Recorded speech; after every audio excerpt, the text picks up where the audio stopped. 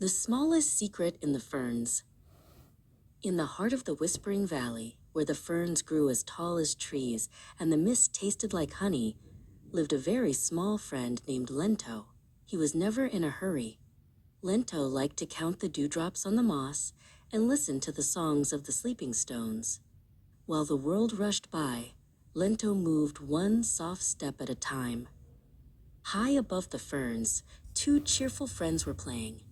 Talus had a neck so long it could touch the clouds, and Cresta had a crown of sturdy points that shimmered in the sun. They loved to run, splash, and roar with laughter. "Hurry up," Talus called out, his voice echoing through the trees. "The day is moving faster than we are." Lento looked up as the ground began to shake. Thump, thump, thump, thump, thump. Talus swept past like a gentle wind. Lento tried to follow, moving his little legs as fast as they could go. But the giant ferns felt like a forest that never ended. "Wait for me," Lento chirped, but Talus was already reaching for the highest leaves on a distant tree. Cresta, however, heard the tiny voice. He slowed his heavy footsteps until he was walking just behind Lento.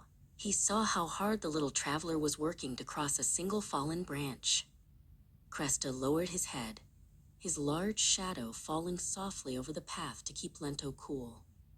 "You are very small," Cresta whispered, "but you have a very big spirit."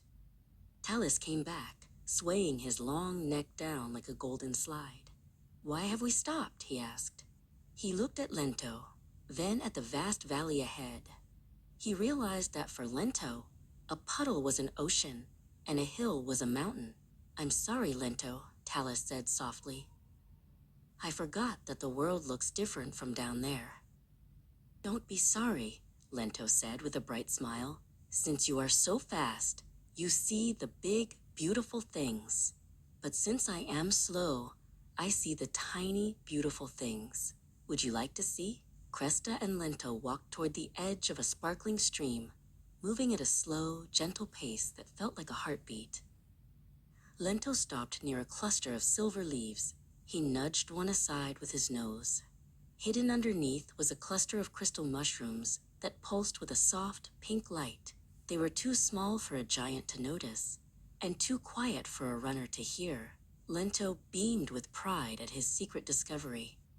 Talus and Cresta knelt down, making themselves as small as they could. They stared at the glowing mushrooms in wonder. They had lived in the valley their whole lives, but they had never seen such magic. "It's like a tiny galaxy," Talus whispered. He realized that speed had made him miss the best secrets of the forest. For the rest of the afternoon, the three friends stayed together. They didn't run, and they didn't race.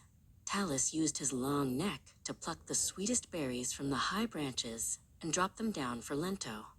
They shared a snack by the water, listening to the dragonflies hum a summer tune. As the sun began to set, painting the sky in shades of violet and gold, the friends headed home. Cresta walked on one side of Lento, and Talus walked on the other.